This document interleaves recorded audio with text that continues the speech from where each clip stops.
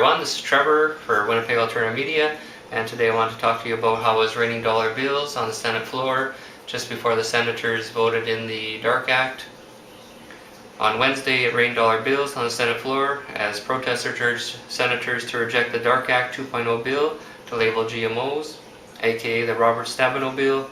Alexis Baden-Mayer is the political director of the Organic Consumers Association, and Adam Ettinger, founder of Occupy Monsanto, dropped more than $2,000 worth of dollar bills on the Senate floor at 4 p.m. to raise awareness of how large corporations are influencing legislation. They shouted the Senate is being bribed, this is not what democracy looks like.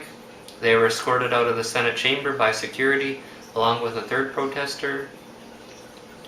9 out of 10 Americans are in favor of labeling GMOs, and they said when Congress moves to crush the will of 9 out of 10 Americans because they need companies like Monsanto to fund their campaigns, you know our democracy is in real trouble. They also said the corporate lobbyists are totally corrupt. The protests occurred before voting on the DARK Act 2.0. It did not deter the senators though, as the Senate voted to usher in the bill. The bill passed Wednesday with strong Republican support. 47 Republicans voted for the measure, along with 18 Democrats, giving it enough votes to withstand a filibuster. And the House already passed the GMO labeling bill, one that calls for voluntary rather than mandatory labeling. The two bills are different, so they can't be reconciled. This means the House will have to pass another bill before the Senate bill can become law.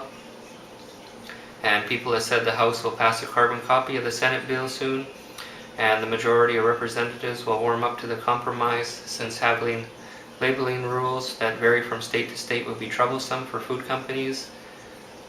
Some companies, they're not going to be selling food in Vermont because of their GMO labeling bill.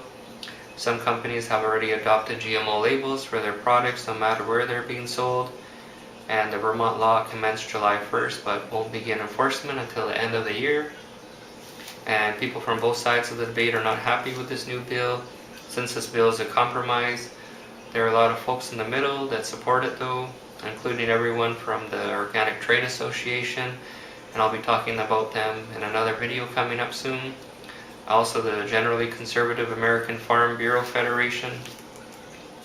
Senator Ben Sasse of Nebraska says, I fear that this approach puts us on a path that will ultimately hurt Nebraskans by putting a liberal agenda ahead of sound science, and believes mandatory labels should be reserved for products that have been shown to harm health. Senator Bernie Sanders is one of the chief opponents of this bill and tweeted the Stabenow-Roberts GMO bill is confusing, misleading, and unenforceable, and it does nothing to make sure consumers know what they're eating. Sanders' home state is Vermont, so it's close to home for him, and this new bill would circumvent the GMO labeling bill passed there, which requires a clear written label instead of a QR code, a phone number, or a website. And at a press conference on Wednesday, he called the bill inherently flawed and argued it would preempt Vermont GMO labeling laws that recently took effect. And Sanders said he would do everything he could to stop it from moving forward. And other Democrats joined Sanders in opposing the bill, such as Senator Jeff Merkley of Oregon, Richard Blumenthal of Connecticut, Patrick Leahy of Vermont, and John Tester of Montana. Senator Debbie Stabenow of Michigan, she's the one that brokered the deal to get this bill passed. She called the passing of the bill a victory for farmers and consumers and says, I work to ensure that any agreement would recognize the scientific consensus that biotechnology is safe, while also making sure consumers have the right to know what is in their food. I also wanted a bill that prevents a confusing patchwork of 50 different rules in each state. She also said for the first time ever, consumers will have a national mandatory label for food products that contain genetically modified ingredients. This new bill mandates companies to disclose GMOs in their products, but allows companies to choose how they will label their products.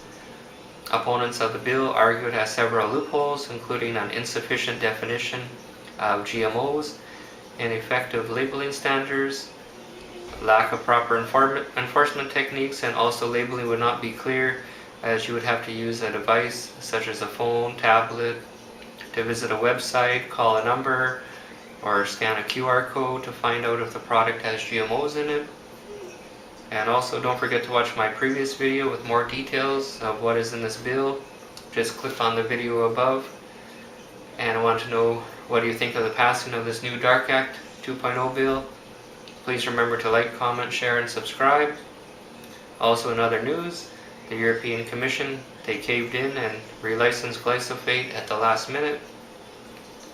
Texas is set to build the largest cryopreservation center, and the Canadian government, they're covering up adverse effects of glyphosate after firing the top health official, and the rule of law is dead in America.